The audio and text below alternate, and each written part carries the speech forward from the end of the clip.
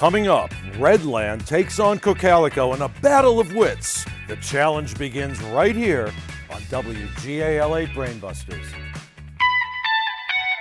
From Studio B, this is WGAL8 Brainbusters. Now, here's your host, Rich Rosen. Well, hi there, everyone. Thank you so much for joining us. I hope you enjoy the next half hour, and we hope you have enjoyed the wonderfully exciting games that we have presented on our program over the past several weeks. Today, we have two new teams to meet. Redland going up against Cocalico to battle it out on today's Brainbusters game. But before we dive into today's questions, let's take a moment to meet our teams. First, from Redland High School, it's a pleasure to welcome our three players. Zach is a sophomore, Drew is the captain, he's a senior, and LJ is a senior, and he's the third player. And now let's meet our alternates. First we have Liam, a senior, then Liv, she's a senior, Andon is a senior, and finally Ben is a senior. And next to Ben we have Mr. Jason Jones. He's today's coach. He teaches science, specifically biology, and he's a great guy and everybody loves him at Redland. Thanks for being here, Redland High School. And now let's meet our team from Cocalico High School. First we have Carson, he's a junior, and Joseph is today's captain, he's a senior. And finally, Brady, he's a senior. This is the debut for all three of these players. And finally, Mr. Nicholas Heil, he is today's coach. He teaches mathematics and computer science. Welcome to Cocalico High School.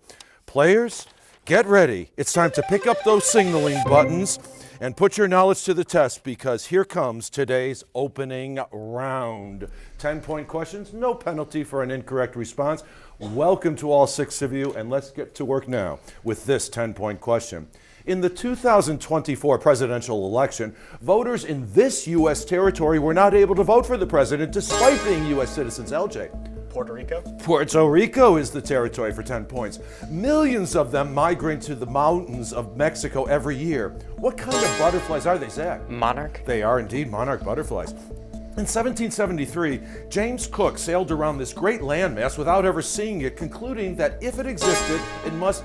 Drew. Australia? Oh, no, sorry. If it existed, Cocalico, it must lie south of 60 degrees latitude. Joseph. Antarctica? Antarctica is the continent. Good for you for 10 points, and that gets Cocalico on the board. Mark Twain is a pseudonym. What is the author's real name? Oh, back to American literature, you're going to remember Samuel Clemens. Its cell walls produce mucus, pepsin, and hydrochloric acid, which keeps your gastric juices flowing. What is this digestive organ in your body, LJ? Stomach? The stomach, of course, yes. It flows southeast from Colorado, more than 1,400 miles through Fort Smith and Little Rock until it meets the Mississippi. What river is this, Zach? Missouri? No, sorry, incorrect. Cocalico. We stumped you on the Arkansas River. The ancient city of Ur is said to have been the birthplace of Abraham. In what Middle Eastern country is the city of Ur located, Drew? Iraq? In Iraq, in southeast Iraq to be exact. The mathematical exponent 2 indicates the square of x. What exponent would you use to indicate the square root of x, LJ? 1/2. 1/2, of course, yes. Prometheus was one, so was his brother Helios. In Greek mythology, Zach? Demigod? Oh no, sorry. I'm going to complete the question for Cocalico. In Greek mythology, what kind of gigantic beings were they? Brady. Titans? They were indeed Titans for 10 points. Fairfax, Bethesda, Silver Spring, Chevy Chase, Arlington, and Alexandria are all suburbs of this U.S. city. Zach? Washington, D.C. You are correct. Using permutations and combinations, it measures the likelihood that an event will occur. What is this branch of mathematics, LJ? Probability? Probability is correct. A member of class Aves, genus Corvus, species Corax, it sits on the bust, LJ. Raven? The raven, it sits on the bust of Athena near a quaint and curious volume of forgotten lore. Good anticipation, LJ. It's the Persian word for king and was once used to refer to the rulers of Iran. Joseph? Shah. Shah is correct for 10 points. Melrose Avenue, La Cienega Boulevard, and Wilshire Boulevard are all streets in what major metropolitan city and county? LJ. Chicago. No, sorry, incorrect. Calico. We stumped you on the big city of Los Angeles. He is the lawyer who defends Tom Robinson in To Kill a Mockingbird. What is the first, Zach?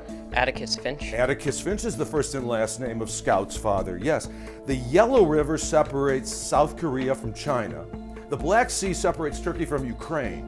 What sea separates Sudan from Saudi Arabia? Zach again. The Red Sea. The Red Sea, you are correct again. Optical, electron, and scanning probe. What scientific tool do all these terms describe? Zach again. Microscope. You are correct again. In the summer of 1893, rubber hatchets were sold outside the courthouse in Fall River, Massachusetts. Who was on trial inside?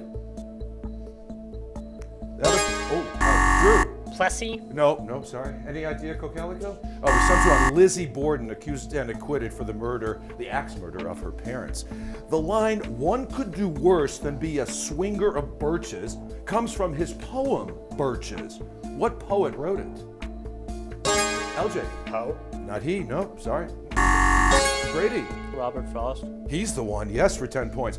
The Greek sculptor Phidias supervised the construction of this temple with its gold and ivory statue of Athena. What was this building on the Acropolis? Zach? The Parthenon. The Parthenon, of course. After World War II, German war criminals were tried at Nuremberg. In what city were Japanese war criminals tried? And that, of course, was Tokyo. In 1867, he traveled to the Mediterranean and the Middle East, sending letters.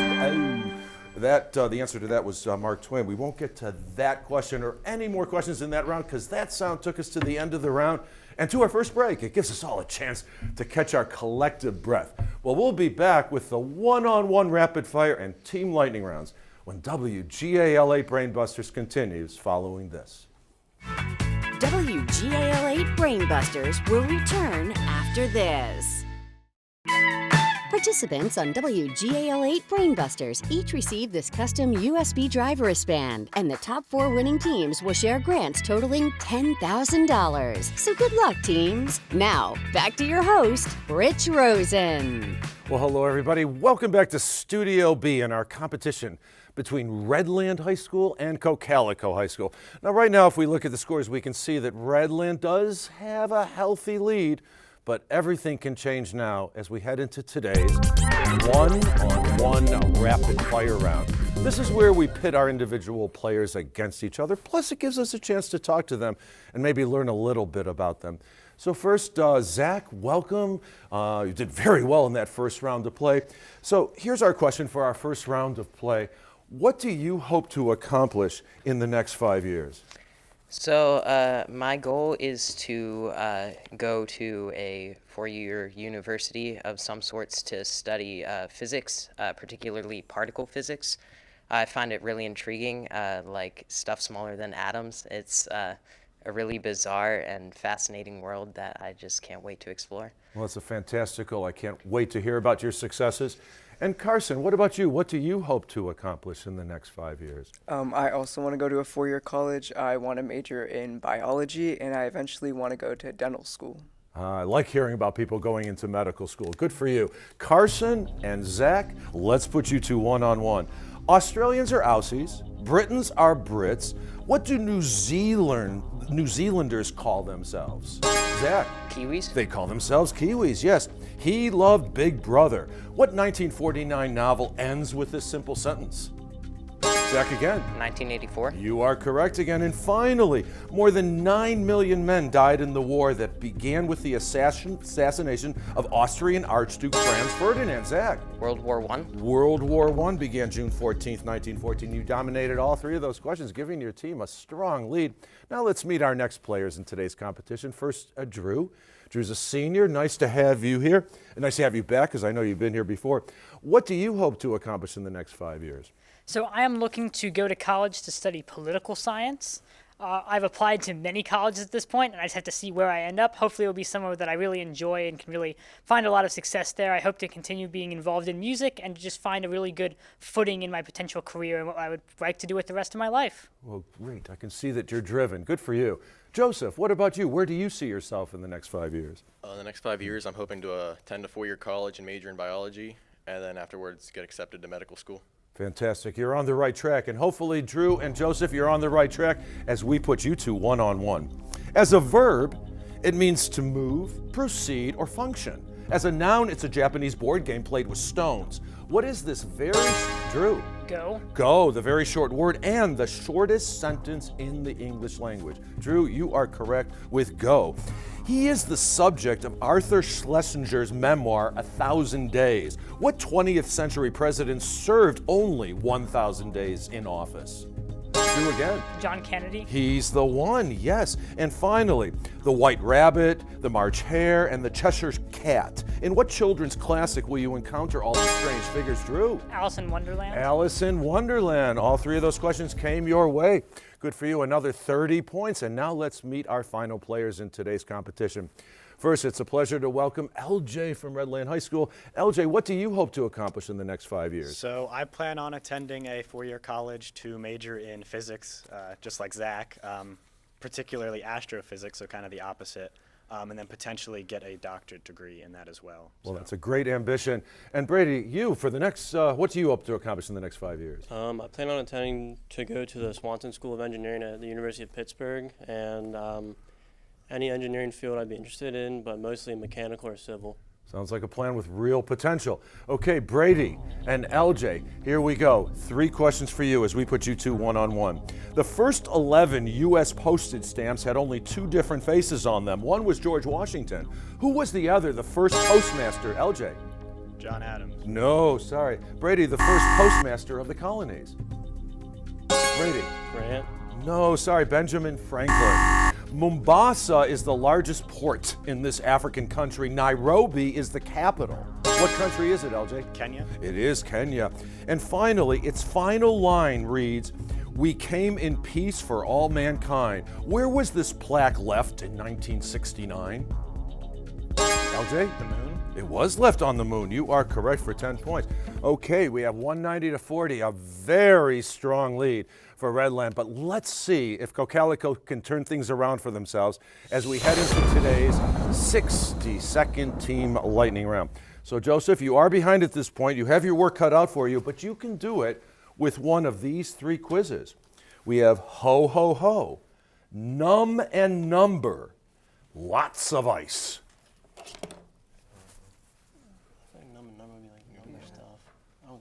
We'll do num and number. Okay, num and number. You may be a little numb because every answer in this quiz is a number. So for example, the number of points you'll earn for each question is 10. Now, Joseph, I take your answer as the team's answer. Carson and Brady are ready to help you along. We're going to put 60 seconds on the clock, which will begin after I finish reading the first question.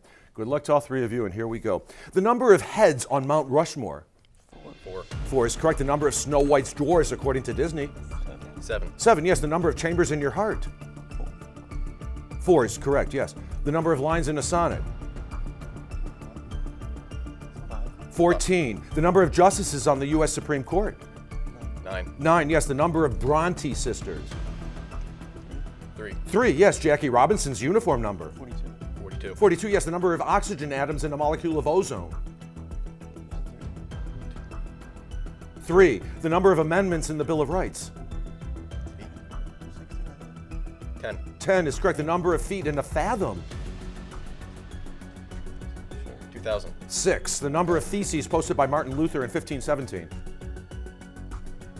99. 95, the number of degrees centigrade in your normal body temperature. 37 degrees centigrade, the number of fates or furies or graces in Greek mythology. 7. That was 3. A little stumbling. We had 7 correct, so 70 points came your way. Drew, is this a break for you? Well, we're going to find out shortly with the 2 remaining quizzes. We have ho, ho, ho, and lots of ice. Let's do lots of ice. Lots of ice. Like a cold drink, this quiz comes with lots of ice. For 10 points each, identify these people, places, and things whose names all end in ice, I-C-E. Zach, Drew, and LJ, I know you're ready. Drew, I take your answer as the team's answer. Zach and LJ are ready to help you along. We're going to put 60 seconds on the clock, which will begin after I finish reading the first question. So here we go. She travels in Wonderland and through the looking glass. Alice. Correct. You need these to play Monopoly, Parcheesi, or craps. Pass. Dice. An associate or accessory in a crime.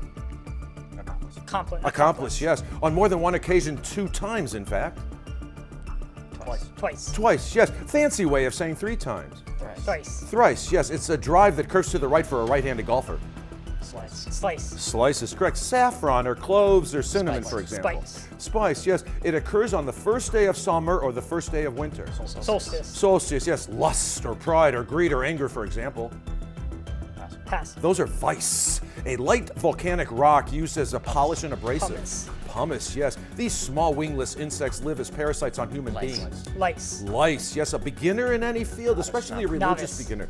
Pardon me? Novice is correct. This yellow skin tone is a symptom of liver disorder. Jaundice, yes. A truce at the end of war, especially World War I. Armistice, yes. To attract, lure, tempt, beguile. And that was entice. Well done. Some good teamwork. So we had 12 correct. 120 points came your way. Okay, it's time now to reveal today's bonus Brainbuster category. Now, during our break, our teams will wager 0 to 25 points based on their knowledge of influential scientists. Well, we'll have the bonus Brainbuster and, of course, the all-important Final Frenzy when WGAL8 Brainbusters continues after these important messages. Watch all this season's episodes of WGAL8 Brainbusters anytime on WGAL.com. Our online home also includes our tournament schedule and a chance to learn more about the show and host Rich Rosen. Scan the QR code with your phone or go to WGAL.com and click on Brainbusters. Well, hi, everybody. Welcome back to Studio B in our competition with Redland and Cocalico. Now, if we look at the scores, we can see that Redland does have a significant lead. But don't discount Cocalico's ability to forge ahead, beginning now with today's bonus Brainbuster. During our break, our teams wagered 0 to 25 points based on their knowledge of influential scientists. Let's head into the News 8 newsroom with Susan Shapiro. She has today's question. Susan. Thanks, Rich. Now here's your bonus Brainbuster. This physicist is known for formulating the laws of motion and universal gravitation, laying the foundation for classical mechanics. Who is this groundbreaking scientist? Again, this physicist is known for formulating the laws of motion and universal gravitation, laying the foundation for classical mechanics. Who is this groundbreaking scientist? Good luck with your answer. Now back to Studio B. Rich? Thank you, Susan. Good luck, teams. We'll give you about 5 seconds. Teams are consulting with each other. I'm confident that our teams will know the answer to this. Drew, we always start with this side of the set, so if you could show us your answer, please. Isaac Newton, of course, but a conservative wager of only 15. You are correct. Joseph, did you come up with Isaac Newton as well? You did. Good for you with a 25-point wager. That's excellent wagering, 335 to 135. Okay, everybody, we are down to the wire because here comes today's final frenzy.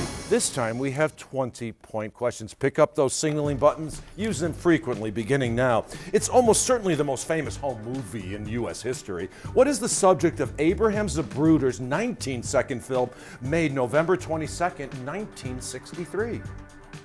Drew? The Kennedy assassination? You are correct for 20 points. In the 1880s, a high-ranking member of the French army sold secrets to Germany. What Jewish officer did the military, church, and government try to blame?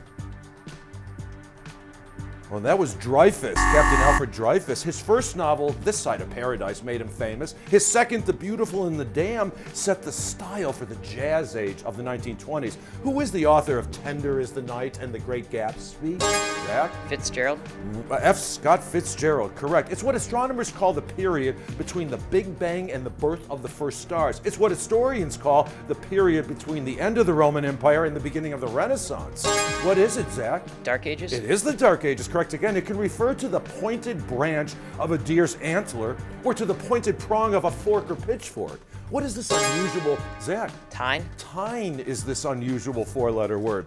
Brandon Marcellus, David Sanborn play the instrument made famous by Lester Young, John Coltrane, Zach again. Saxophone. The saxophone, also Wayne Shorter and Sonny Rollins. Good for you. Imagine you have an octagon. From one of its vertices, you draw lines to each of the other vertices. How many triangles will you form? LJ. 18. No, sorry, incorrect. Cocalico. Well, the formula is n minus 2 for the polygon with n sides, so the answer is 6. Between Andrew Jackson in 1837 and Theodore Roosevelt in 1909, only one U.S. president served 2 consecutive full terms in office. Drew. Grant. It was Ulysses S. Grant from 1869 to 1877. It's now called bipolar disorder, but it used to have a more descriptive name. What is the psychological condition marked by very high highs and very low lows, Zach? Manic depressive syndrome. You are correct for 20 points. On June 21st, 1788, it became the 9th state to ratify the new Constitution and thus make it official. Carson. New Hampshire. New Hampshire, which hosts the first presidential primary every 4 years. If you interrupt this question and get it wrong, you might remind yourself that fools rush in where angels fear to tread, or that a little learning is a dangerous thing. What 18th century poet would you be quoting? LJ. Longfellow. Good guess, though. And the answer is Alexander Pope. Well, that sound takes us to the end of the round and to the end of the game. Redland was certainly triumphant, and they're going to return for round 2, but we hope to see you for some final words in just a few short moments. Scorekeeping for WGAL8 Brainbusters, presented by Jennings College Consulting, where students discover the right college fit for the future. We'll return after this. Welcome back to WGAL8 Brainbusters, the Susquehanna Valley's longest-running high school quiz show. Once again, here's your host, Rich Rosen. Well, hello, everybody. Welcome back to Studio B and our final words here of our competition between Redland and Cocalico. Well, it was a fantastic game filled with some great moments. We congratulate Redland for taking the win today, and a big thanks for Cocalico for a strong effort and for keeping the competition exciting. Now, let me point out a few things. Every player from Redland, Zach, Drew, and LJ, had been here in the past. And I do have to give credit. Zach, you really dominated the game. And Zach is only a sophomore. Incredible skill level, excellent attentiveness, and you were able to answer many questions, and you certainly dominated the final round. Drew and LJ, we're going to see all 3 of you back for round 2.